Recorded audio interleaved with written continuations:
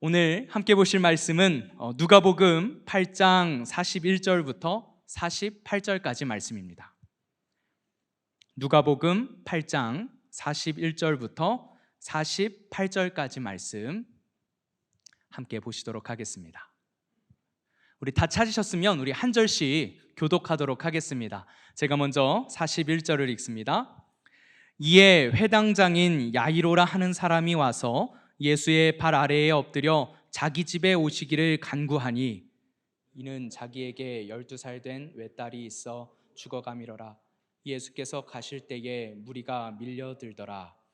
이에 12해를 혈루증으로 앓는 중에 아무에게도 고침을 받지 못하던 여자가 예수의 뒤로 와서 그의 옷가에 손을 대니 혈루증이 즉시 그쳤더라. 예수께서 이르시되 내게 손을 댄 자가 누구냐 하시니 다 아니라 할 때에 베드로가 이르되 주여 무리가 밀려들어 미나이다. 예수께서 이르시되 내게 손을 댄 자가 있도다. 이는 내게서 능력이 나간 줄 알미로라 하신대. 여자가 스스로 숨기지 못할 줄 알고 떨며 나와 엎드려 그 손 댄 이유와 곧 나은 것을 모든 사람 앞에서 말하니, 예수께서 이르시되 딸아 내 믿음이 너를 구원하였으니 평안히 가라 하시더라. 아멘. 아멘. 네. 저하고 계속 우리 주기도문 말씀을 함께 살펴보다가 오늘은 우리가 함께 살펴보았던 하늘에 계신 우리 아버지여 라고 할 때 그 아버지가 우리에게 얼마나 가까이 다가와 계신지를 함께 말씀을 통해서 함께 나누어 보고자 합니다. 하늘에 계신 만물의 창조주이시고 통치자이신 하나님이 우리의 아버지가 되신다는 것, 굉장히 놀라운 일인데 얼마나 그 놀라운 감격 가운데 여러분들 살고 계십니까?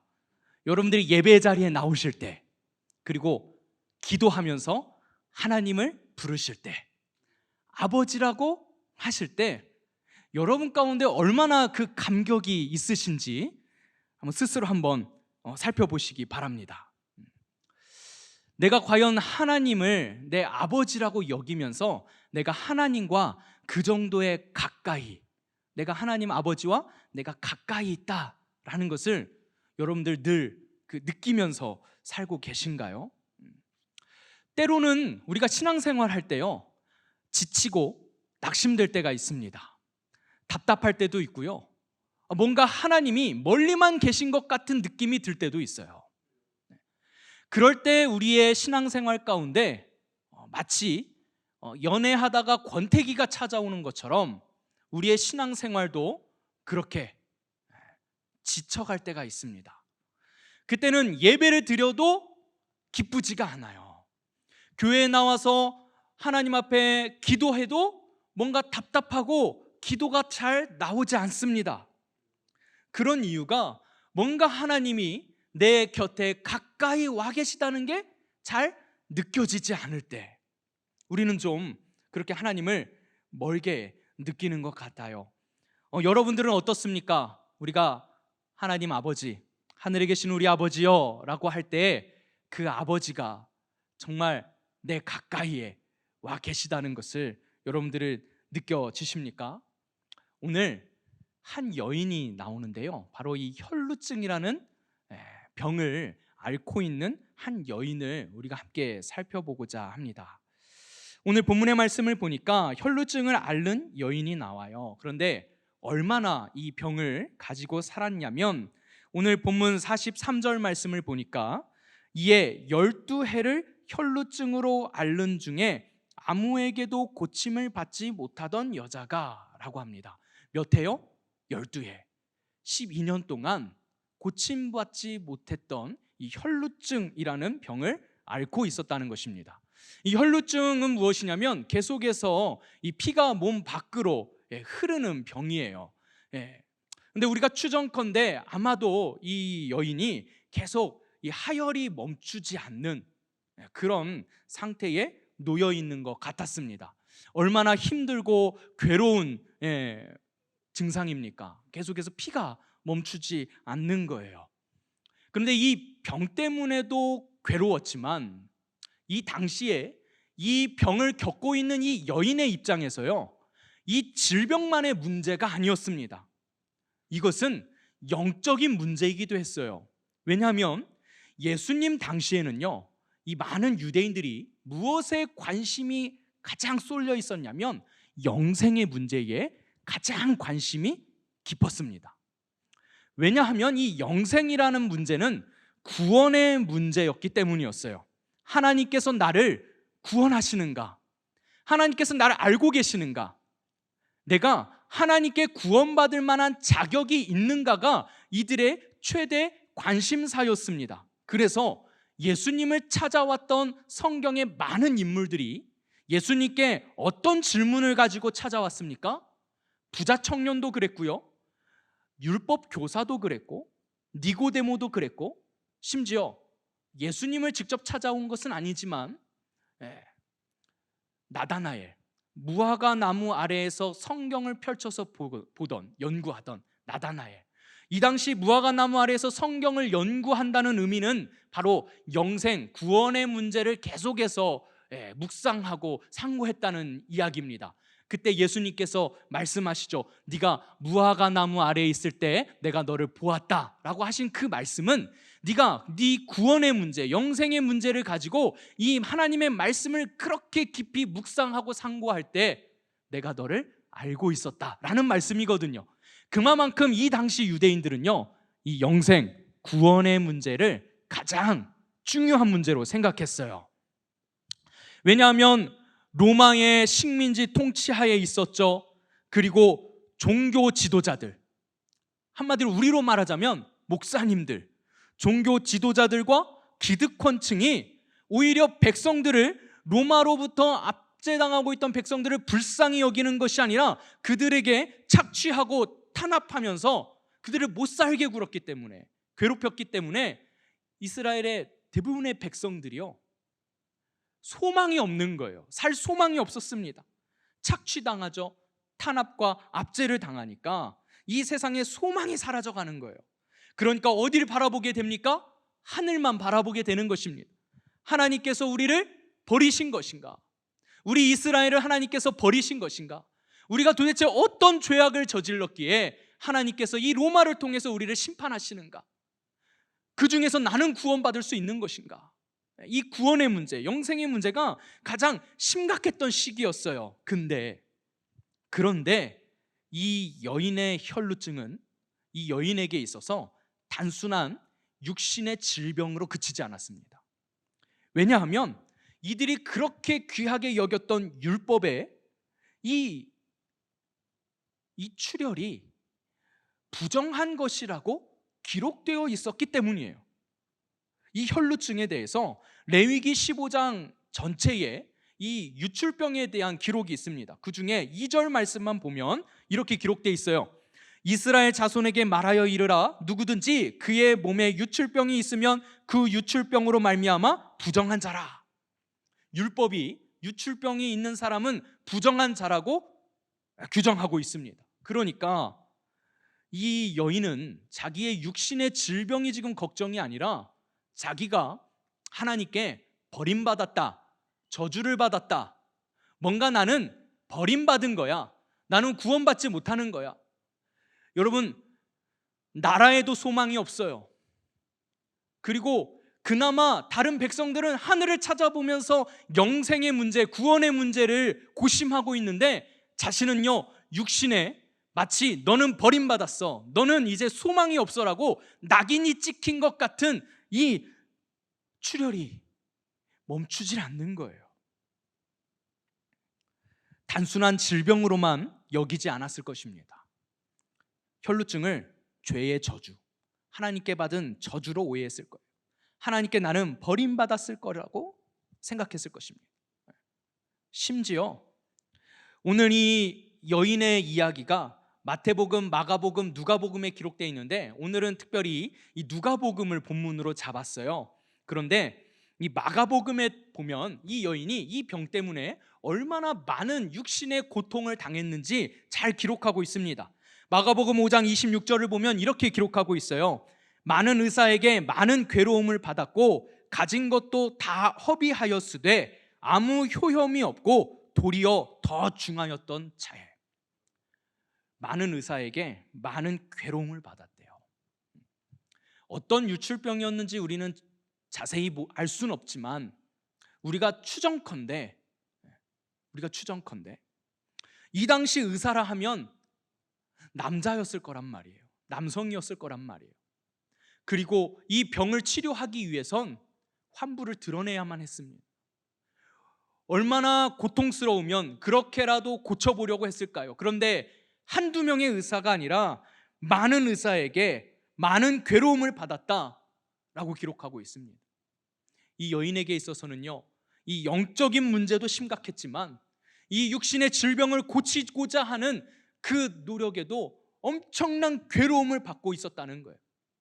뿐만 아니라요, 이 엄청난 수치심과 상처와 아픔이 있었지만 심지어 경제적인 문제까지 엎친 데 덮친 격으로 계속 쌓이는 거예요. 다 허비하였으되 아무 효염도 없고 오히려 더 그 병이 중하여졌다라고 기록하고 있습니다. 얼마나 괴로웠겠습니까? 그리고 이 당시 이 혈루병을 앓고 있다면 가족들과 함께 살지 못했습니다. 그 공동체에서 함께 있을 수 없었어요. 병도 병이지만 이 구원의 문제로 심각한데 육신의 고통도 심각하고요, 경제적으로도 힘들고 어렵고 차도가 나타나지도 않고 오히려 더 악화만 되는, 그런데 심지어 이 공동체 안에서 가족들과 함께 다른 사람들과 함께 거할 수도 없이 쫓겨나 있는 상태였어요. 그런데 이 여인이요, 예수님이 오셨다는 소문을 듣습니다. 아니, 어쩌면 이 여인은 예수님이 오시는 그곳으로 스스로 찾아갔는지도 모르겠습니다. 그래서 이 여인이 용기를 냈어요. 그리고 어떻게 합니까? 오늘 누가복음보다는 마가복음 5장 28절을 보면 이 여인은 예수님께 손을 내밉니다. 이유인즉슨 이는 내가 그의 옷에만 손을 대어도 구원을 받으리라 생각함일러라. 어쩌면 이 여인은요, 병이 고쳐지는 문제보다 오히려 자기가 구원받는 문제가 더 시급했는지도 모릅니다. 더 이상 이 땅에서 삶은 소망이 없는 거예요. 경제적으로도 이제 다 허비했습니다. 질병으로 더 병이 중하여지면 중하여졌지 나을 기미는 보이지 않아요. 그리고 이 땅 가운데 여인으로서, 그것도 부정한 여인으로 낙인 찍혀서 이스라엘의 진 밖에 떨어져서 홀로 살아가야 하는 이 여인에게는 차라리 지금 이 병으로 죽어버리고 싶었을 것입니다. 그런데 죽지도 못해요. 왜요? 내가 죽어도 구원받을 수 있는가? 라는 질문이 이 여인에겐 가장 큰 문제였을 것입니다. 그래서 이 여인은요, 마지막 희망을 가지고 예수님께 나아가서 자신의 병을 고쳐달라고도 하지 못하고 그 예수님의 옷자락이라도 잡으면, 내가 손을 대면 내가 구원이라도 받을 수 있지 않을까라는 생각을 해본 거예요. 그리고 그것을 용기 내어서 실행합니다. 그런데 여러분, 이것은 단순한 용기가 아니에요. 왜냐하면 이 당시 율법에는 이 유출병, 이 병이 있는 사람이 다른 것을 만지는 것에 대해서, 심지어 사람을 만지는 것, 아무튼 이 사람이 닿는 모든 것은 다 부정해지기 때문에 이 사람은 진 밖으로 내쫓아라 라고 율법이 기록하고 있기 때문에 이 여인이 지금 이 안으로 들어와서 돌아다닌다는 것은 상상도 할 수 없는 일이에요. 만약에 발각이 되면 이 여인은 어떤 일을 당할지 모릅니다. 레위기 15장 7절 말씀을 보면 이렇게 기록하고 있습니다. 유출병이 있는 자의 몸에 접촉하는 자는 그의 옷을 빨고 물로 몸을 씻을 것이며 저녁까지 부정하리라. 그래서 민수기 5장에서는 이 여인들을 혹은 이 유출병이 있는 사람들을 어떻게 하라고 말씀하시냐면 민수기 5장 2절에 이스라엘 자손에게 명령하여 모든 나병 환자와 유출증이 있는 자와 주검으로 부정하게 된 자를 다 진영 밖으로 내보내되라고 기록하고 있습니다. 그 이유는 무엇이냐면 이어지는 3절에 이렇게 기록하고 있습니다. 남녀를 막론하고 다 진영 밖으로 내보내어 그들이 진영을 더럽히게 하지 말지라 내가 그 진영 가운데에 거하느니라 라고 말씀하십니다. 왜 내보내야 합니까? 거룩하신 하나님이 이스라엘 백성들 진영 가운데 계시기 때문에 부정한 그들은 이스라엘 이 진영에 있을 수 없다는 것입니다. 왜냐하면 이들이 닿는 곳곳마다 물건마다 사람마다 다 부정해지기 때문에 거룩하신 하나님이 계실 수 없다는 거예요. 그래서 진영 밖으로 다 내보내라는 것입니다. 그래서 유대인들은 이 율법 조항을 굉장히 심각한 것으로 받아들였습니다. 그래서 레위기 15장 31절에도 이렇게 기록하고 있어요. 너희는 이와 같이 이스라엘 자손이 그들의 부정에서 떠나게 하여 그들 가운데에 있는 내 성막을 그들이 더럽히고 그들이 부정한 중에서 죽지 않도록 할지니라. 이 율법을 유대인들은 어떻게 해석했냐면 이들의 부정함이 어느 정도이냐면 하나님께서 계신 이 이스라엘을 더럽히고 부정하게 만들고 하나님의 진노를 산다고 생각했습니다. 그래서 이들이 이 이스라엘 진영 안으로 들어오는 것을 철저히 차단했어요. 그리고 그것은 죽일 만한, 여기서 부정한 중에 죽지 않도록 할지니라 라고 말씀하신 것처럼 죽일 만한 법이었습니다. 그러니까 이 법을 어기는 자는 유대인들이 돌로 쳐서 죽일 수도 있는 심각한 죄였다는 거예요. 그러니까 이 여인이요, 지금 예수님의 옷자락을 한번 만져보겠다고 지금 이 사람들 틈바구니로 들어온 것 자체가 지금 이스라엘을 온통 다 부정함으로 오염시키는 행동이었습니다. 왜냐하면 예수님이 지나갈 때 예수님을 이 여인이 만지니까 예수님께서 뭐라고 하셔요? 누가 내 몸에 손을 대었다. 왜냐하면 내 능력이 그것을 통해서 나갔다는 것을 내가 알기 때문이다. 근데 베드로가 오늘 본문에 뭐라 그랬습니까? 지금 예수님, 이 사람들이 지금 이렇게 밀치고 밀리고 이 와중에 한두 명이 만졌겠습니까? 예수님 지금 무슨 말씀하시는 거예요? 이 사람들이 다 밀치느라 지금 우리가 다 뒤섞여 있는데 누가 만졌다는 거예요? 그만큼 지금 사람들이 막 몰려 있는 거예요. 이 여인이 그 틈바구니를 지금 파고 들었던 것입니다. 이 사람 저 사람 다 만진 거예요. 그 사실이 발각된다면 이 여인은 온전치 못할 것입니다. 그러니까 목숨을 버리고 뛰어든 거예요. 마지막 희망을 걸고 내가 차라리 돌에 맞아 죽더라도 내가 저 예수라는 저 사람의 저 옷자락이라도 잡으면 내가 구원을 얻을 수 있고 내가 거룩하여져서 구원을 얻을 수만 있다면 내가 차라리 죽겠다라는 심정으로 간 것입니다. 그리고 심지어요, 예수님의 옷을 만졌다는 것은 한 유대인 남자를 부정한 사람으로 만들었다는 게 돼요. 그리고 오늘 여기에는 자세히는 기록되지 않았지만 이 예수님의 옷자락은요, 원래 유대인들이 입고 있었던 겉옷, 그 겉옷 위에 걸치는 하나의 의상을 의미합니다. 그리고 그 의상 끝에는요, 마치 이 술을 달아서 이렇게 옷 끝에 뭔가 이렇게 술을 달아놨어요. 그리고 이 옷이 갖는 의미는 무엇이냐면 거룩을 상징하는 옷이었습니다. 그래서 이 이스라엘 유대인들에게 있어서 이 겉옷, 겉에 걸치는 이 옷은요, 굉장히 중요한 의미를 가졌어요. 거룩을 옷 입는, 거룩으로 자기 자신을 덮는, 하나님의 헤세드를 상징하고 구원을 상징하고 거룩을 상징하는. 그래서 이 여인이 그 예수님, 그 대단하신 이 예수님의 그 옷은 어떤 효력이 있을 것이라고 생각한 것이죠. 거룩한 것이기 때문에 내가 그것이라도 잡으면 나도 거룩하여지지 않을까라는 희망을 가졌던 거예요.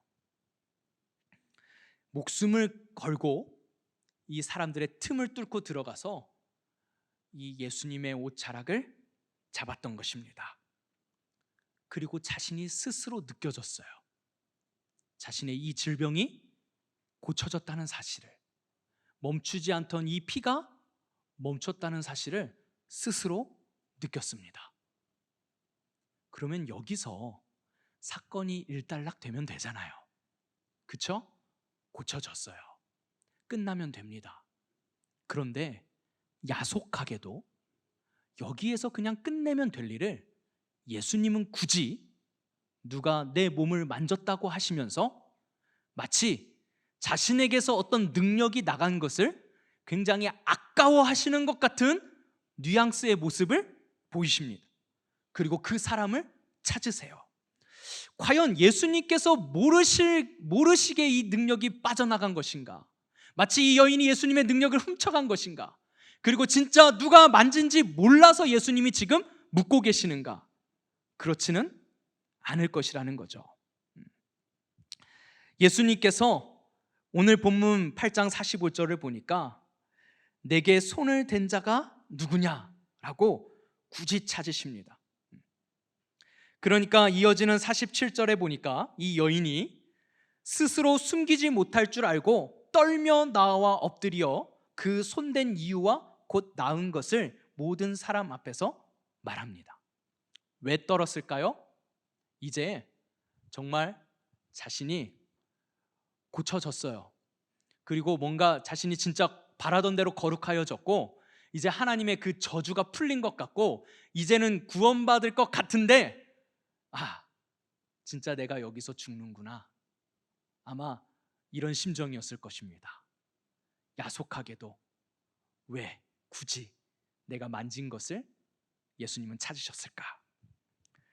그래서 예수님께 자초지종을 다 이야기하는 거예요. 아마 이 여인은 체념하듯 이 이야기를 했을 것입니다. 내가 이제는 죽어도 여한이 없다. 죽어도 여한이 없다. 내가 이 자리에서 이 많은 유대인 남성들에게 돌에 맞아 죽는다 할지라도 내가 이스라엘 진영을 더럽히고 내가 이 한 사람을 더럽혔다고 부정하게 했다고 내가 돌에 맞아 죽을지라도 여한이 없다. 그래서 다 이야기를 하고 아마 체념했을 것입니다. 그때 예수님께서 이 여인에게 이렇게 말씀하셨어요. 오늘 본문 8장 48절 말씀을 보니까 예수께서 이르시되 딸아 내 믿음이 너를 구원하였으니 평안히 가라 라고 말씀하십니다. 여러분 이 장면이요 소름 돋게 정말 감동적인 장면이에요. 예수님께서 지금 이 여인을 뭐라고 부르셨습니까? 딸아 라고 부르십니다. 거기에는 이유가 있어요. 이 유대인들이 입고 있던 이 겉옷은 굉장히 중요한 상징의 옷이었습니다. 거룩을 상징하고요 구원을 상징해요. 이 옷이 더럽혀지면 안 됩니다. 부정해지면 안 됩니다. 그래서 어떤 부정한 사람도 함부로 이 겉옷을 만지면 안 돼요. 그래서 이 겉옷을 더럽힌 자들, 부정하게 한 자는요 그 상당한 대가를 치러야 했습니다. 그런데 유일하게 그 겉옷을, 다른 사람의 겉옷을 만져도, 부정한 상태에서 만져도 대가를 치르지 않아도 되는 사람들이 있었어요. 그들이 누구냐면 바로 그 겉옷 주인의 자녀들이었습니다. 그러니까 지금 예수님께서는 이 여인을 살려주시는 거예요. 이 여인은 내 겉옷을 만질 만한 자격이 있다는 것이죠.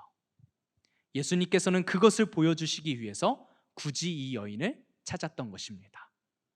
그냥 병 고치는 것으로 그치는 것이 아니라 너는 내 딸이야. 너는 내 옷을 만질 만한 충분한 자격이 있어. 난 너를 잘 알고 있어. 너는 저주받은 게 아니야. 내가 너를 버린 것이 아니야. 넌 내 딸이야. 충분히 너는 고침받을 자격이 있어. 마태복음 9장 22절에서는 예수님께서 이렇게 말씀하셨어요. 예수께서 돌이켜 그를 보시며 이르시되 딸아 안심하라. 딸아 안심하라. 12년 동안 얼마나 가슴 졸이는 마음으로 살았을까요? 얼마나 고통 중에 살았을까요? 하나님 두려운 존재였을 것입니다. 나를 버리시고 나에게 저주를 내리신, 나로 수많은 남자들에게 수치를 당하게 하시고 심지어 내 재산까지 다 탕진하게 하신, 나에게 도움이라고는 조금도 주시지 않는, 오히려 내 병은 더 고통스러워져 가는 나를 버리신 하나님, 나를 저주하신 하나님, 나를 징계하신 하나님, 두려운 존재. 아마 하나님은 이 여인에게 아주 멀게만 느껴졌을 것입니다. 하지만 이 여인이 정말 용기를 내어서 마지막 희망을 가지고 손을 내밀었을 때 하나님께서는 이 여인을 내 딸아라고 불러주신 거예요. 저는 레위기 15장을 읽으면서도요, 하나님께서 도대체 정말 이 유출병이라는 것이 저주로 얻은 것인가, 죄 때문에 얻은 것인가, 부정한 사람이 된 것인가. 저는 그런데 레위기를 읽을 때 이 15장이 그렇게 읽히지 않았어요. 오히려 하나님께서 우리 여인들을 오히려 보호하신다라는 인상을 받았습니다. 네. 여러분들은 어떻게 들으실지 모르시겠지만 제가 이것을 읽을 때요, 어떤 지점에서 제가 그것을 느꼈냐면 남자도 마찬가지고 여자도 마찬가지지만 이 유출병이 발생한 사람은요 7일 동안 격리되어야 합니다. 네. 여러분 코로나를 겪어보셨잖아요. 물론 코로나에 걸리신 분들은 많이 아프시고 힘든 시간을 보내셨겠죠. 네. 지금도 아마 정말 우리에게 많은 상처와 아픔을 남긴 질병이지만 일주일간의 격리 기간을 갖지 않습니까? 그래서 가볍게 앓고 지나가시는 분들에게는 마치 이 일주일의 기간이 휴가처럼 여겨지기도 했던 것 같아요. 여인들이 그 기간, 피를 흘려야 하는 그 기간은 참 힘들고 거추장스럽고 어려운 시간이죠. 그런데 하나님께서 그 여인들을 짐 밖으로 불러내십니다. 그리고 그 여인들에게 그릇도 손에 못 대게 하세요. 레위기 15장에 보면 그 병을 가지고 있는, 그 상태에 놓여져 있는 사람들이 만지는 질그릇은 깨트려 버리고 나무 그릇은 부정하여지기 때문에 씻어야 되는, 그리고 일주일 동안 짐 밖에 있어야 하는, 뭔가 휴가 기간을 주시는 것 같은 느낌을 받았어요. 집안일도 하지 말고 그냥 짐 밖에 나가 있어야 되는 상태. 오히려 부정하고 안 좋은, 그래서 뭔가 저주받은 사람으로 치부하는 것이 아니라 오히려 하나님께서 그들을 보호하신다라는 느낌을 받았습니다. 오히려 다른 사람들이 손도 못 대게 해서, 접근도 못하게 해서 보호하신다라는 인상을 좀 받았어요. 그래서 하나님은 참 로맨티스트시구나 라는 느낌을 받았습니다. 그런데 예수님께서도 마찬가지예요. 이 여인이 예수님의 옷자락을 만졌을 때 고치신 예수님이 오히려 이 여인을, 두려움에 떨고 있는 여인을 딸아 안심하라 라고 말씀하시는 이 장면이 저에게는 소름 돋게 너무 감동적이었습니다. 그런데 여러분, 이 이야기가요, 오늘 본문이 어떤 말씀에 이어져 있는지 아십니까? 제가 특별히 많은 새 복음서에 있는 본문 중에서 이 누가복음을 택한 이유가 있습니다. 누가복음이요, 이 여인을 잘 비교해주고 있기 때문인데요.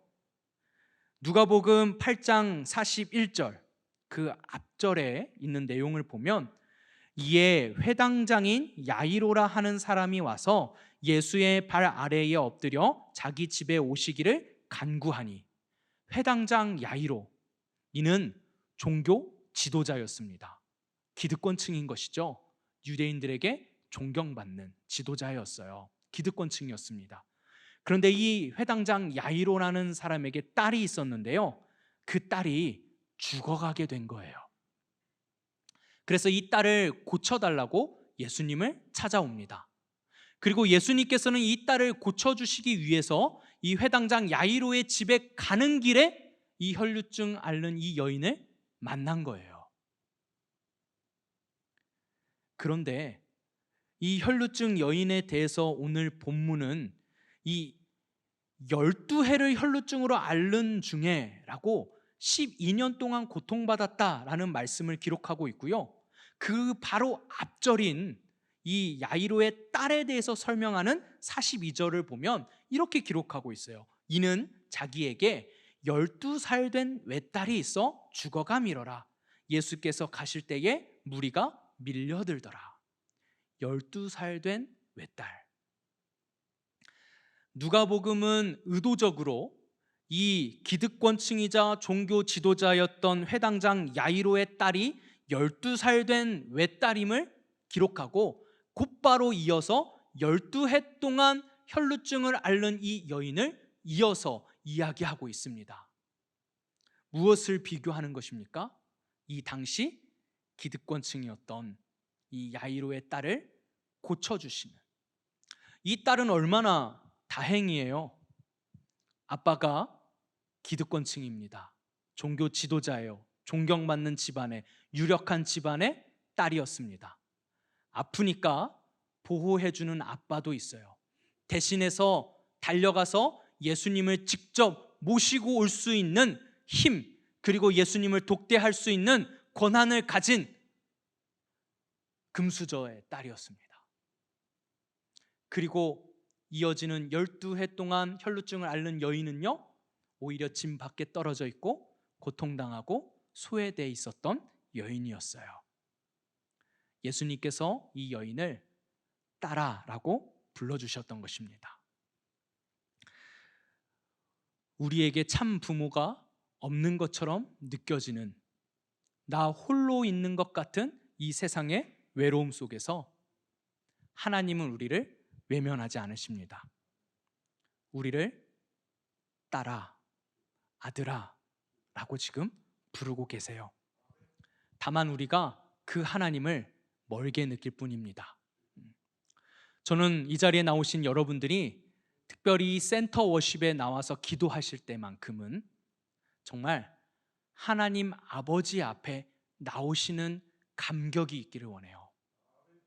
그냥 하나님께 나와서 기도한다가 아니라, 그냥 들으실지도 모르겠다, 그래도 내가 그 자리에 나가서 기도해야지, 하나님 찾아야지 정도가 아니라, 정말 이 여인이 마지막 희망을 가지고 마치 그 예수님의 옷자락이라도 잡아보고 싶은 심정으로 나왔을 때 하나님께서 아들아, 딸아 라고 불러주시는, 정말 나의 진짜 아버지를 만나는 감격스러운 자리가 이 자리가 되기를 원해요. 뿐만 아니라 이 자리에서 그 하나님을 만나시고 경험하시면 여러분의 삶의 순간순간마다 여러분의 바로 곁에 계신 그 하나님, 그 아버지, 여러분들이 꼭 만나시기를 원합니다.